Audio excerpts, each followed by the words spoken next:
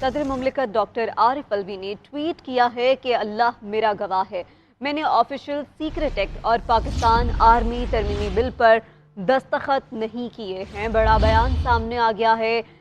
Twitter کے ذریعے، اور ٹویٹ کی گئی ہے صدر مملکت ڈاکٹر عارف الوی کی جانب سے، جس میں انہوں نے کہا ہے کہ میرا اللہ گواہ ہے، میں نے آفیشل سیکرٹ ایکٹ اور پاکستان آرمی ترمیمی بل پر دستخط نہیں کیے ہیں، اور اللہ کو حاضر ناظر جان کر کہتا ہوں کہ آفیشل سیکرٹ ایکٹ 2023 اور آرمی ایکٹ 2024 بلز پر دستخط نہیں کیے ہیں۔ آپ کو بتاتے چلیں کہ عارف الوی مجھے ان دونوں قوانین سے اختلاف ہے، میں نے اپنے سٹاف کو ہدایت کی تھی کہ مقررہ وقت میں دونوں بل مقررہ وقت پر دستخط کیے واپس بھیجے جائیں۔ جی ہاں، آپ کو بتا رہے ہیں۔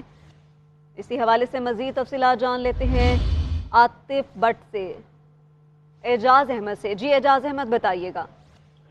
جی، صدر مملکت عارف الوی نے ابھی ٹویٹ کے ذریعے یہ بتایا ہے کہ ایوان صدر کے اسٹاف نے ان کے ساتھ دھوکہ دہی کی، ان کے احکامات کی خلاف ورزی کی، اور ان کی جو ول اور خواہش تھی اس کی بھی خلاف ورزی کی۔ صدر مملکت عارف الوی کا یہ کہنا ہے کہ آفیشل سیکرٹ ایکٹ اور آرمی ایکٹ ترمیمی بلز جب ان کے پاس دستخط ہونے کے لیے آئے تو انہوں نے اپنے اسٹاف کو یہ ہدایت کی کہ وہ ان بلوں کو مقررہ وقت میں دستخطوں کے بغیر واپس کر دیں تاکہ یہ غیر مؤثر ہو جائے۔ صدر مملکت کا یہ کہنا ہے کہ مجھے ان دونوں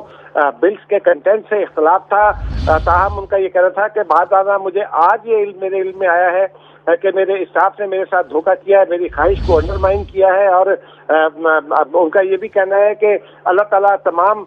حالات سے واقف ہے، اللہ تعالیٰ مجھے معافی دے گا۔ تاہم صدر مملکت نے اپنے ٹویٹ میں ان تمام لوگوں کے ساتھ سے معافی مانگی ہے جو اس بل سے متاثر ہوں گے، اور یہ کہا ہے کہ میں ان تمام لوگوں سے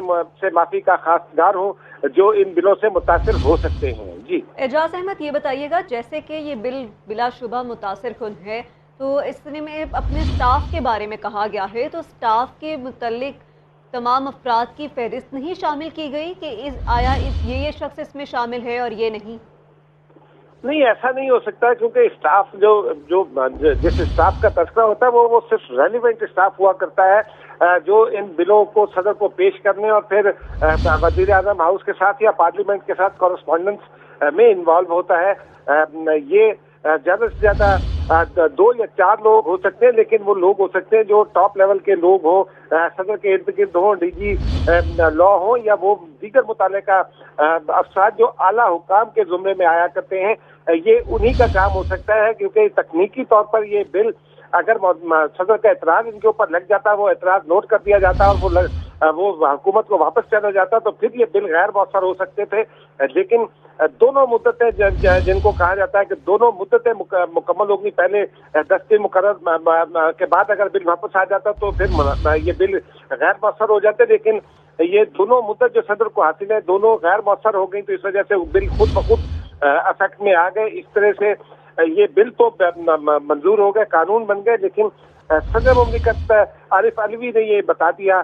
کہ ان کے اسٹاف نے ان کے ساتھ دھوکہ کیا ہے، اور یہ بتا دیا کہ کس قسم کی دھوکہ دہی ٹاپ لیول پر ہو سکتی ہے۔ جی اعجاز احمد، یہ بھی بتائیے گا، تو کیا اب توقع کی جا سکتی ہے کہ بل میں کوئی چینجز رونما کیے جائیں، یا اس غلطی کے پیش نظر کیا اقدامات اٹھائے جائیں گے؟ دیکھیے، اب چونکہ پارلیمان اس وقت موجود نہیں ہے اور صدر مملکت کا ایک ٹویٹ آ گیا تو یہ ریکارڈ کا حصہ تو یہ ٹویٹ بن گیا، لیکن بلز پر جب تک اگلی پارلیمان نہ آ جائے اور اس بلوں پر نظر ثانی معاف کیجیے گا نظر ثانی کا وہ فیصلہ نہ کر لے، اس وقت تک یہ قانون کے طور پر لاگو رہیں گے۔ لیکن جب یہ عدالتوں میں پیش ہوگا قانون، تو جو مخالف وکیل ہوگا وہ صدر مملکت کا جو ٹویٹ ہے وہ ریکارڈ کے طور پر عدالت میں رکھ سکتا ہے، اور پھر یہ فیصلہ عدالتوں میں ہی ہوگا کہ یہ قانون مؤثر ہے یا نہیں، کیونکہ ابھی تک تکنیکی طور پر یہ قانون مؤثر ہے، لیکن عدالتیں اس کا فیصلہ کریں گی، کیونکہ صدر مملکت اپنا اختلاف اور اپنا ذہن واضح طور پر تحریری طور پر ریکارڈ میں رکھ چکے ہیں، اپنے ٹویٹ کے ذریعے ریکارڈ پر رکھ چکے ہیں، اور یہ ٹویٹ ایوان صدر کا جو میڈیا اسٹاف ہے اس کی جانب سے بھی شیئر کیا گیا ہے۔ تو یہ تمام ریکارڈ جب کوئی بھی مقدمہ اس حوالے سے عدالت میں آئے گا اور وہ ترامیم جو اس بل میں شامل تھی उन तरामीम के अंदर आने वाला कोई कानून इस पर लागू होगा तो फिर ये मामला उठेगा और उस वक्त ही पता चलेगा। उससे पहले अगर कोई अदालत में इसको नहीं चैलेंज करता या कोई भी शख्स मुतालिका मुकदमे में कोई भी वकील इस नुक्ते को नहीं उठाता तो फिर ऑफिशियल सीक्रेट एक्ट और जो आर्मी एक्ट है वो लागू होंगे। लेकिन अगर कोई एतराज करता तो फिर फैसला अदालतों का इख्तियार है। इस वक्त पार्लियामान मौजूद नहीं है, अगली पार्लियामान इसके बारे में कोई फैसला कर सकती है, ताहम पार्लियामानी सतह पर इस पर कुछ नहीं हो सकता। जी एजाज अहमद, ट्वीट में एक चीज़ और भी बड़ी वाज़ेह तौर पर लिखी गई है और कहा गया है कि वो चाहते थे कि ये बिल गैर मौसर हो जाएं, इसके मुतालिक भी बताइएगा। जी यही गुज़िश्ता रोज हम कई लोगों से मैंने इस पर बात भी की, क्योंकि सदर मुमलिकत ने इन्हें रोक लिया था और इस बिल में इब्तदाई तौर पर एक शिक काबिल एतराज थी जिस पर पार्लियामान के नुमाइंदों ने भी एतराज किया था। वो बिल वो उस शिक के तहत जो सीक्रेट एजेंसीज हैं उनके साथ साथ आईबी और जो पुलिस के इंटेलिजेंस अदारे हैं उनको भी ये इख्तियार दे दिया गया था कि वो किसी भी घर में दाखिल होकर छापा मार सकते हैं बगैर वारंट के। ये कानून कौमी असम्बली से मंजूर इसी तरह हो गया था, लेकिन जब सेनेट में गया तो सेनेटर्स ने इस पर एतराज किया और उसके बाद ये शिक सेनेट ने निकाल दी थी। लेकिन सदर मुमलिकत को बाद दीगर शिकों पर भी कुछ एतराज़ात थे। जब ये बिल सदर को भेजा गया दस्तखत के लिए तो उनके लगता यही है कि बाद दीगर शिकों पर भी उनको कुछ एतराज़ात थे, जिसकी वजह से उन्होंने ये हिदायत की। लेकिन अभी तक ये हम जानने की कोशिश कर रहे हैं और अपने नाज़रीन को जल्द इससे आगाह भी करेंगे कि सदर मुमलिकत को कौन कौन सी शिकें ऐसी थी जिनके ऊपर एतराज़ात थे, क्योंकि बज़ाहिर तो बहुत सारी शिकें ऐसी हैं जिन पर एतराज़ हो सकता है, लेकिन ये जरूरी नहीं है कि उन शिकों पर सदर को एतराज़ हो। कोई खास ऐसी शिक हो सकती है, मिसाल के तौर पर जो ऑफिशियल सीक्रेट एक्ट में सजाओं में इजाफा किया गया है उस पर हो सकती है। आर्मी एक्ट में जो खासतौर पर सरकारी मुलाजमीन और जो एस्टेब्लिशमेंट से रिटायर होने वाले मुलाजमीन हैं उनकी सियासत में एंट्री के हवाले से जो पाबंदी है उसके ऊपर कोई एतराज़ हो सकता है। लेकिन ये वादे नहीं है अभी के सदर को किन शिकों पर इख्तलाफ था। जी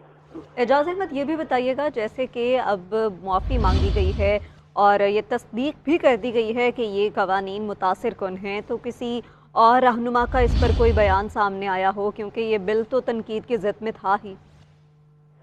जी अभी जो भी रद्द-ए-अमल आएगा वो रफ्ता रफ्ता ही आएगा, लेकिन उम्मीद और इनकार यही है कि सबसे पहला जो इसके ऊपर रद्द-ए-अमल आएगा वो सदर मुमलिकत की अपनी जो पॉलिटिकल पार्टी है पीटीआई उसे जानिब से आ सकता है, क्योंकि पीटीआई ने इस पर पहले भी एतराज किया था।